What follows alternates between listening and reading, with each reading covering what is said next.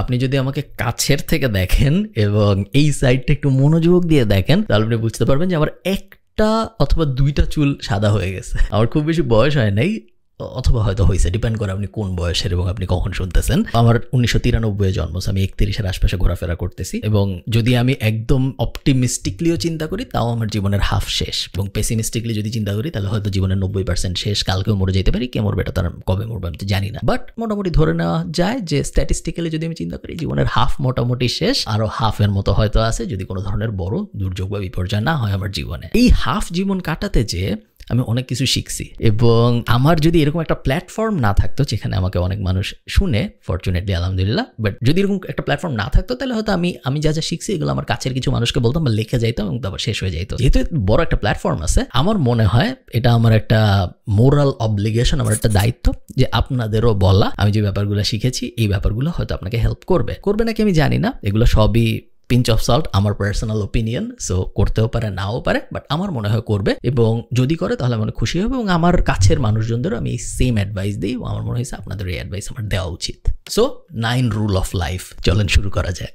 1 নম্বর rule, আপনার জীবনের main গোল হইল আপনার প্যারেন্টসদের জন্য একটা সুন্দর জীবন নিশ্চিত করা। আপনার বাবা মার জীবন যদি সুন্দর না থাকে এবং আপনার জীবন যদি অনেক সুন্দর থাকে, এর থেকে বেশি স্যাড ব্যাপার আমার মনে হয় না তেমন কিছু আছে। আপনার বাবা মার জীবনও সুন্দর হওয়া উচিত এবং এটা এনশিওর করা আপনার দায়িত্ব। হাউএভার, এখানে একটা ক্যাভিয়েট আছে, সেটা হইল তার মানে এই না যে তাদের সব কথা শোনা জরুরি। তাদের কথা অনেক সময়ই ভুল হয়, এবং তাদের কথা যতই দিন যাচ্ছে ততই দেখা যাচ্ছে অধিকাংশ সময়ই ভুল হচ্ছে। স্পেশালি তারা যখন একাডেমিক লাইনের অ্যাডভাইস দিবে বা ক্যারিয়ার লাইনের অ্যাডভাইস দিবে, তখন ওই ব্যাপারগুলো খুব কেয়ারফুলি কনসিডার করবেন, কারণ 70s life, 80s life, 90s life, academic এবং ক্যারিয়ার ওরিয়েন্টেশন বর্তমান একাডেমিক এবং ক্যারিয়ার ওরিয়েন্টেশনের সাথে বেশিরভাগ সময় মিলে না। সো তাদের ইন্টেনশন অনেক সময় হয়তো অনেক ভালো থাকবে, হাউএভার তাদের এই ভালো ইন্টেনশনের অ্যাডভাইস আপনার জীবনকে নষ্ট করে দেওয়ার জন্য এনাফ। সো তাদের ভালো জীবন এনশিওর করা আপনার দায়িত্ব, বাট তাদের সব কথা শোনা আপনার দায়িত্ব না। মোরালিটির কথা যদি হয়, জীবন যাপনের কথা যদি হয় আলাদা, বাট একাডেমিক এবং ক্যারিয়ার বিষয়ক অ্যাডভাইস যদি হয়, লিসেন ভেরি কেয়ারফুলি, এবং এমন কারো কাছ থেকেই অ্যাডভাইস নেওয়া উচিত না যে আপনাকে যেই বিষয়ে অ্যাডভাইসটা দিচ্ছে সেই বিষয়ে সে একজন এক্সপার্ট না। আপনি যেরকম একজন মোটা লোকের কাছ থেকে যে শিখবেন না যে কিভাবে 6 প্যাক বানাইতে হয়, যতই তার 6 প্যাক বিষয়ক বই পড়া থাকুক, একইভাবে আপনি এমন কারো কাছ থেকে, আপনার বাবা মা হোক বা যেই হোক, অ্যাডভাইস নেবেন না সে নিজে যে ওই ব্যাপারটা আগে করে নাই। কারণ অনেক সময় অনেক জিনিস আছে যেগুলো আমরা জানি যে না, এটাও আমরা জানি না, এবং এই কারণে আমরা ভালো অ্যাডভাইস দিয়েও মানুষকে খারাপ পথে ফেলে দিতে পারি। সেকেন্ড রুল অফ লাইফ, একটু complicated, but stay with me. I think যদি আপনার 2টা পাসপোর্ট না থাকে মিনিমাম, সেই ক্ষেত্রে you might be in trouble. এটা বাংলাদেশ কনটেক্সটে বলতেছি, আবার বাংলাদেশ কনটেক্সটে বলতেছি নাও। দেখেন, আমরা আনফর্চুনেটলি একটা থার্ড ওয়ার্ল্ড কান্ট্রিতে জন্মাইছি বাংলাদেশে, এবং আমাদের পাসপোর্ট ইন্ডেক্সে পাওয়ার অত শক্তিশালী না। আমাদের পাসপোর্ট দিয়ে বেশিরভাগ দেশেই আমরা যাইতে পারি না, আমাদের পাসপোর্ট খুবই কম শক্তিশালী। এখন আপনি কোথায় জন্মাইছেন এটা তো আপনার হাতে নেই, আপনার কিছু করার ছিল না, আপনি বাংলাদেশে জন্মাইছেন। হাউএভার আমার মনে হয় আপনি যদি একটা সেকেন্ড পাসপোর্ট অ্যাচিভ করার চেষ্টা না করেন, সেই ক্ষেত্রে এটার দোষটা আপনাকে দেওয়া সম্ভব, এবং আপনার অবশ্যই উচিত একটা সেকেন্ড পাসপোর্ট অ্যাচিভ করার চেষ্টা করা। ভালো ব্যাপার হইল আপনি আপনার নর্মাল লাইফকেই এমনভাবে সাজাইতে পারেন যাতে সেকেন্ড একটা পাসপোর্ট আপনার কাছে অটোমেটিক্যালি চলে আসে। আপনি অমুক দেশে মাস্টার্স করতে গেলেন, বা অমুক দেশে ব্যাচেলর করতে গেলেন, বা অমুক দেশে পিএইচডি করতে গেলেন, বা অমুক দেশে জব নিয়ে সুইচ করলেন, এবং তারপরে ওই দেশে ন্যাচারালাইজেশন প্রসেসের মধ্যে যে ওই দেশেই আপনি একজন সেকেন্ড সিটিজেন হয়ে গেলেন। এবং বাংলাদেশের পাসপোর্ট এটা অ্যালাউ করে, আপনি চাইলে একই সাথে বাংলাদেশের সিটিজেন এবং আরেকটা দেশের সিটিজেন থাকতে পারেন, এটা বাংলাদেশে লিগালি অ্যালাউড। আমার মনে হয় এই সুযোগটা না নেওয়াটা একটা বোকামি, তার কারণ পৃথিবী যেদিকে যাচ্ছে, পোলারাইজেশন যেভাবে হচ্ছে, ফার রাইট মুভমেন্ট যেভাবে আগাচ্ছে, এটলিস্ট 2টা দেশের সিটিজেন না হওয়াটা আমার মনে হয় is a big risk. Specially যদি আপনি ফ্রি থাকতে চান, যদি আপনি কমফোর্টেবলি আপনার জীবন কাটাইতে চান, নট জাস্ট বিকজ বাংলাদেশে রাজনৈতিক সমস্যা, ওই অ্যাঙ্গেলে আমি বলতেছি না। এমনও মানুষ আছে যে আমেরিকায় থাকে এবং আমেরিকার পাসপোর্টই তার কাছে শুধুমাত্র আছে, সেও সেম রিস্কে আছে। যে রাশিয়ায় আছে এবং যার শুধু রাশিয়ার পাসপোর্টও আছে, সে সেম রিস্কে আছে। যে কোনো মানুষের জন্যই শুধু একটা দেশের সিটিজেন হয়ে থাকাটা আমার মনে হচ্ছে একটা বড় রিস্ক, এবং যদি সুযোগ থাকে আমার মনে হয় গ্লোবাল সিটিজেন হওয়া, বাট অ্যাটলিস্ট 2টা পাসপোর্টের মালিক হওয়াটা সেফার। কখনোই আপনি 100% সেফ হবেন না, বাট একটার থেকে আমার মনে হয় দুইটা অনেক বেশি সেফ। আমি কিন্তু ওই জন্য বলতেছি না যে আপনি ভিসা ফ্রি ট্রাভেল করতে পারবেন, আমি আরো ডিপ একটা মেসেজ আপনাদের দিতে যাচ্ছি। আই হোপ আপনারা বুঝতে পারছেন। থার্ড রুল অফ লাইফ, এটা আমি স্পেসিফিক্যালি মেয়েদের জন্য বলতেছি, যারা আমার ভিডিও দেখেন তাদের, আপনি যদি মেয়ে হন তাহলে আপনার জন্য, অথবা আপনি যদি মেয়ে না হন আপনি আপনার কোনো বন্ধু বান্ধবীকে পাঠিয়ে দিতে পারেন। সেটা হলো, I think if you don't work in a corporate setting or in a business or in a job, এরকম কোথাও, you will regret at some point in life. তার কারণ যতই আমরা বলি যে মাদারহুডও অনেক ইম্পর্টেন্ট একটা পেশা, ইট ইজ। হাউসওয়াইফ হওয়া অনেক ইম্পর্টেন্ট, এবং ইনফ্যাক্ট চাকরি যে করে তার থেকেও বেশি ইম্পর্টেন্ট অনেক সময় হাউসওয়াইফ হওয়া, ইট ইজ সত্যি এগুলা।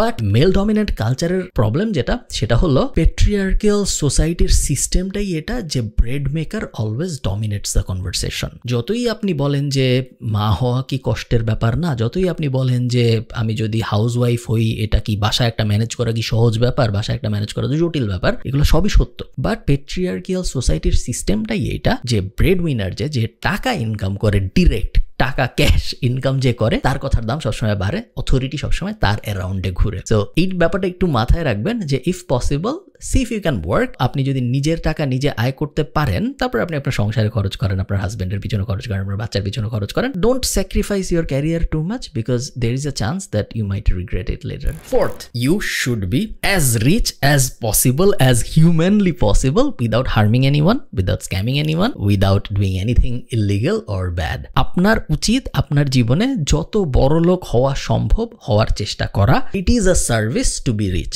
এই জিনিসটা মাথায় রাখবেন। আমরা ছোটবেলায় মিনা কার্টুনে যেটা দেখছি যে বড় লোকরা খারাপ, গরিবরা ভালো, পৃথিবী এরকম না, এবং ওই ব্যাপারটা সত্যি না। আপনি যত বড় লোক হবেন তত আসলে পৃথিবীর ভালো। আপনার কি মনে হয় জেফ বেজোস যে এত বড় লোক হয়েছে, এতে কি পৃথিবীর ভালো হয়েছে না খারাপ হয়েছে? এতে ভালো হয়েছে।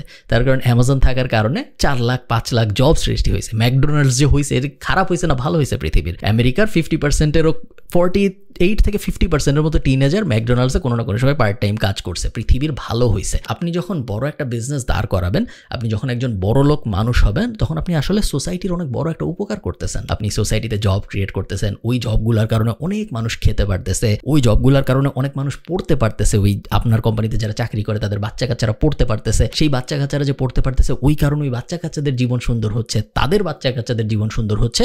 বিশাল বড় একটা পজিটিভ সাইকেলের পার্ট আপনি হচ্ছেন। তো কেউ যদি আপনাকে কখনো বলে যে বড় লোক হওয়ার চেষ্টা করতেছো কেন, জাস্ট 20,000 টাকার একটা চাকরি করবা, 50,000 টাকার একটা চাকরি করবা, 60 পর্যন্ত চাকরি করে রিটায়ার করো, এত বড় ড্রিম দেখার দরকার নেই, কোনো বড় ড্রিম দেখবা না, বছরে 2 বার ছুটিতে যাবা, বিদেশে থাইল্যান্ড ঘুরতে যাবা, মালয়েশিয়া ঘুরতে যাবা, শেষ তোমার জীবন। তাদেরকে আপনার জীবন থেকে বাদ দিয়ে দেন, বিকজ বড়লোক হইতে চাও কোনো দোষের ব্যাপার না। এজ লং এজ আপনি ইলিগাল কিছু করতেছেন না, এজ লং এজ আপনি কোনো স্ক্যাম টাইপ কিছু, MLM টাইপ কিছু চালাইতেছেন না, এজ লং এজ আপনি মানুষের ক্ষতি করতেছেন না, চুরি চামারি করতেছেন না, ডাকাতি করতেছেন না, জমি দখল করতেছেন না, খারাপ জিনিসগুলো যদি আপনি না করেন, আপনি যদি আপনার নিজের ব্লাড সোয়েট টিয়ার্স দিয়ে বড়লোক হওয়ার চেষ্টা করেন, এবং যত বেশি বড়লোক হওয়া যায় তত বেশি বড়লোক হওয়ার চেষ্টা করেন, that is not bad. In the same philosophy, এই ব্যাপারটাও মাথায় রাখবেন, যারা কষ্ট করে বড়লোক হয়েছে, তারা যখন তাদের এই কষ্টের বড়লোক হওয়ার নিদর্শন দেখায়, আমরা যেন ওটাকে ছোট না করি। কারণ যদিও আমাদের দেশে এই ধরনের জিনিসপত্র তারাই করে যারা আসলে দুর্নীতিবাজ বা যাদের সমস্যা আছে, বাট নিজের মাথার মধ্যে এই ব্যাপারটা রাখবেন যে একটা প্লেন চালাচ্ছে, যে এত কষ্ট করে একটা প্লেন কিনছে,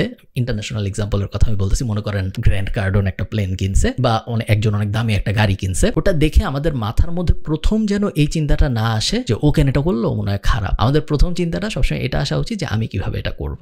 fifth lesson for life, old systems don't create new standards. এবং এই ব্যাপারটা আমি মনে প্রাণে বিশ্বাস করি যে ওল্ড সিস্টেম থেকে নিউ স্ট্যান্ডার্ড পাওয়া যায় না, ওল্ড সিস্টেম থেকে ওল্ড স্ট্যান্ডার্ডই পাওয়া যায়। আপনি আশা করতে পারেন না যে 90s-এ বা 2000 সালে, বিংশ শতাব্দীতে যেই একাডেমিক পড়াশোনা পড়ে এসে একজন মানুষ ক্যারিয়ারে খুব ভালো করছে, সেম একাডেমিক পড়া পড়ে 2024 সালে এসে একজন মানুষ এই AI এর দুনিয়ায়, এই ব্লক চেইনের দুনিয়ায় ভালো করবে। এটা জাস্ট কমন সেন্সে মিলে না, তাই না? 40 বছর আগে আমরা স্কুলে যা পড়ছি, 40 বছর পরে আমরা স্কুলে যদি একই জিনিস পড়ি, হিস্ট্রি, সামাজিক বিজ্ঞান এগুলো বাদ দিয়ে অ্যাকচুয়াল স্টেম সাবজেক্টের কথা আমি বলতেছি, জিনিসটা মিলে না। সো ওল্ড এডুকেশন সবসময় খুব এফেক্টিভ নাও হইতে পারে, ওল্ড নলেজ সবসময় খুব এফেক্টিভ নাও হইতে পারে। এখন আপনি তো যে স্কুলের কারিকুলাম বদলাবেন না, আপনি তো যে ইউনিভার্সিটির কারিকুলাম বদলাবেন না। সো এই ওনাসটা আপনার উপরে, আপনার নিজেরই আসলে দায়িত্ব নিতে হবে নিজেকে শিখানোর। সো সেলফ লার্নিং, সেলফ টট মানুষ হওয়া, নিজের ডেভেলপমেন্টের কন্ট্রোল নিজের হাতে নেওয়াটা আমার মনে হয় খুব বেশি ইম্পর্টেন্ট। তার কারণ it's a global problem, but বাংলাদেশে এই প্রবলেম সত্য যে স্কুল, কলেজ অ্যান্ড ইউনিভার্সিটি আপনাকে খুব বেশি প্রিপেয়ার করবে না বর্তমান দুনিয়া যেদিকে যাচ্ছে বা ভবিষ্যৎ দুনিয়া যেভাবে আসতেছে এই দুইটা ব্যাপারের জন্য। 6th লেসন, এটা আমি শুভ্রর কোনো একটা বইয়ে প্রথম পড়ছিলাম, হুমায়ুন আহমেদের, যেখানে শুভ্রর বাবা বলে যে শুভ্ররা ঘুরতে যাচ্ছিল সম্ভবত সেন্ট মার্টিন বা কক্সবাজার এরকম কোথাও। তো শুভ্রর বাবা শুভ্রকে অ্যাডভাইস দেয় যে তুমি একটা কাজ করবা, তুমি একটা ট্রেনের পুরো বগি বুক করে ফেলবা যাতে তোমার বন্ধুরা বুঝে যে তোমার পাওয়ার আছে, বাট তুমি কক্সবাজার পৌঁছানোর পরে তুমি টাকা দিবা না খাওয়ার জন্য। এরকম একটা কনটেক্সট দেওয়ার চেষ্টা করছিল শুভ্রর বাবা। মেইনলি উনি যেটা বোঝাইতে চাইছিল সেটা হলো be the centre of attention, make sure যে পিপল জানে you have the power, but don't always provide, only provide when you want to. So এই ব্যাপারটা সেন্টার অফ অ্যাটেনশন হওয়া এবং পিপলকে রিয়েলাইজ করানো that you can if you want to is a big power. 48 laws of পাওয়ারে Robert Greene same জিনিস অনেকবার বোঝাইছে, but at the same time উনি এই জিনিসও বোঝাইছে যে don't outshine your master. So এই ব্যাপারটা মাথায় রাখবেন যে mastery slash power slash the ability to provide is very important, but equally important হলো এটা বোঝা যে কোন সময় আমি প্রোভাইড করবো এবং কোন সময় আমি প্রোভাইড করবো না, কোন সময় আমি চুপ থাকবো। অনেক মানুষ আছে যারা বড় লোক, বাট তাদের আশপাশের মানুষজন তাদের অ্যাডভান্টেজ নেয় because they think of him or her as a charity. But এরকম অনেক মানুষও আছে যারা বড় লোক, বাট তারা তাদের ইচ্ছা মতো প্রোভাইড করে। Be the second one, not the first one. 7th lesson, again খুবই হার্ড লার্ন লেসন, যেটা আমি পার্সোনালি থেকে শিখছি। সেটা হলো you don't need to talk about everything, not publicly এবং নট প্রাইভেটলি। এমন না যে পাবলিকলি বলবো না বাট গোপনে গোপনে বন্ধুদের সাথে বলবো, এরকম না। আপনার সব বিষয় নিয়ে আসলে কথা বলারই দরকার নেই, প্রাইভেটলিও বলার দরকার নেই, পাবলিকলিও বলার দরকার নেই। আপনি যখন সব বিষয় নিয়ে কথা বলেন তখন আপনার পার ইউনিট লেভেলে কথার ভ্যালু কমে। আপনি যদি এমন একজন হন যে সারাদিন স্ট্যাটাস দেয়, বাংলাদেশ হারলো স্ট্যাটাস, বাংলাদেশ জিতলো স্ট্যাটাস, অস্ট্রেলিয়া জিতলো হারলো, আর্জেন্টিনা ব্রাজিল জিতলো হারলো, নাটকে এই হইলো, বৃষ্টি নামলো স্ট্যাটাস, ঝড় হইলো স্ট্যাটাস, আম আসছে ভালো স্ট্যাটাস, সারাক্ষণ যে ওপিনিয়ন দেয়, সেই মানুষটা যখন কোকা-কোলা বয়কটের কথা বলে বা কোটা আন্দোলন বয়কটের কথা বলে, it doesn't hold the same value. তার কারণ সে নিজের ভোকাল পাওয়ারটা ডাইলুট করে ফেলছে। এই কারণে সে এত বিষয় নিয়ে কথা বলছে, সে এমন একটা জাঙ্ক ক্রিয়েট করছে সাইকোলজিক্যালি অন্য মানুষের মনে তার ব্যাপারে, যে তার নতুন কথার ভ্যালু আসলে ওরকম থাকে না। তো সব বিষয় নিয়ে আপনার কথাবার্তা বলার দরকার নেই, বি সিলেক্টিভ। কোনো বিষয় যেগুলো আপনার ডোমেইনের সাথে যায়, যেগুলো আপনার এক্সপেরিয়েন্স বা এক্সপার্টিজের সাথে যায়, সেগুলো নিয়েই আপনি কথা বলবেন। এর বাইরে বাকি দুনিয়ায় যা যা হচ্ছে সবকিছু নিয়েই আপনার একটা করে মতামত দেওয়ার আসলে কোনো দরকার নেই। পাবলিকলি তো নাই, প্রাইভেটলিও নাই। বন্ধুদের কাছে যেভাবে আপনার প্রত্যেকটা বিষয় একটু একটু করে মতামত দেওয়ার কোনো মানে নেই। বুঝতে পারছেন না? মনে করেন আপনি কেকা ফিরদৌসির নুডলস কেন খারাপ বা অমুকজন এটিএন বাংলায় গান গায়, ওই গান কেন খারাপ, এটা নিয়ে বিশাল একটা রচনা লিখলেন। তারপরের দিন আপনি আবার রচনা লিখলেন যে কেন ফিলিস্তিনে গণহত্যা চলতেছে, এটা কেন খারাপ। এই দুইটা ব্যাপার নিয়ে যদি আপনি কথা বলেন, তাহলে আসলে ফিলিস্তিনের গণহত্যার ব্যাপারটাকেই আপনি ডাইলুট করে ফেলতেছেন, কারণ আপনি সব বিষয়ে কমপ্লেন করেন। এরকম হওয়া যাবে না। আমরা সব বিষয়ে কমপ্লেন করবো না, আমরা শুধুমাত্র ইম্পর্টেন্ট ব্যাপারগুলো নিয়ে কমপ্লেন করবো, যেন ওই কমপ্লেনগুলোর ভ্যালু থাকে। Last point, understand the digital world. অনেক কিছু হচ্ছে মডার্ন ওয়ার্ল্ডে, অনেক কিছু হচ্ছে ডিজিটাল ওয়ার্ল্ডে। আপনি যদি জাস্ট আপনার কিছু বন্ধু বা আপনার কিছু বড় ভাই বা আপনার কিছু আত্মীয় স্বজন বা আপনার কিছু পরিবার পরিজন একটা সেট সিস্টেমের মধ্যেই থাকছে, যেখানে তারা সরকারি চাকরির চেষ্টা করতো এবং তারপরে সরকারি চাকরি যদি পাইতো, তারপরে সে একটা জমি কিন্তু সরকারি চাকরি না পাইলে প্রাইভেট ব্যাংকে পরীক্ষা দেওয়ার চেষ্টা করতো এবং তারপরে কোনো একটা চাকরি কোনোভাবে ম্যানেজ করতো, তারপরে যে টাকা জমতো সেই টাকা দিয়ে হয়তো একটা জমি কিনতো বা কয়েক বন্ধু মিলে হয়তো একটা ফ্ল্যাট কিনতো বা নিজে ভাড়া দিবে নাকি নিজে একটা ইএমআই দিয়ে ফ্ল্যাট। একটা টেমপ্লেট লাইফের মধ্যে চলে যায় না, এটা আমি বলার চেষ্টা করতেছি। দুনিয়া অনেক আগায় যাচ্ছে এবং দুনিয়া অনেক তাড়াতাড়ি আগাচ্ছে, দুনিয়া অনেক এক্সাইটিং জিনিসপত্র হচ্ছে, প্রতিদিন কোনো না কোনো স্টার্ট আপ ম্যাসিভ রেজাল্ট আনতেছে। গতকালকেও আমি যখন হঠাৎ করে টুইটারে গেলাম, দেখলাম একজন ইন্ডিয়ান $2 লাখ একটা স্টার্ট আপ বেচছে, যেটা সে 9 মাস আগে শুরু করছে। দুনিয়ায় অনেক কিছু হচ্ছে, অনেক এক্সাইটিং জিনিসপত্র হচ্ছে, জাস্ট টেমপ্লেট লাইফের মধ্যে আপনি আটকায় যায়েন না। আপনার আশপাশ দেখলে আপনার মনে হবে যে এই টেমপ্লেট লাইফটাই মনে হয় সোজা, কারণ ইটস নোট, এটা আপনি জানেন, এই কারণে আপনার মনে হচ্ছে ওটা সোজা, বাট এর থেকে অনেক অনেক বেশি ইন্টারেস্টিং জিনিসপত্র হচ্ছে চারপাশের দুনিয়া। যদি আপনি আপনার হরাইজনটা একটু বড় করেন, আপনি দেখবেন এবং ওই দুনিয়াটা আরো অনেক বেশি এক্সাইটিং এবং আপনার অনেক ভালো লাগবে এবং আপনার ক্যাপাবিলিটিও আছে। Just because you are not trying, আপনি এই ক্যাপাবিলিটিটা অ্যাচিভ করতে পারতেছেন না। এই তো এই কয়টা লেসন আমার মনে হয়েছে যে আপনাদের সাথে আমি শেয়ার করি। আমি অনেক কিছু জানি এরকম না, এগুলো জাস্ট আমি মাঝে মধ্যে ভাবি এবং আমি যেহেতু ভাবি এই কারণে আমি আপনাদেরও ভাবতে বলবো, not because I know a lot but because it's just interesting to think about this things. ভালো থাকেন। সবার সাথে আমার কথা হবে পরের কোনো একটা ভিডিওতে। টাটা।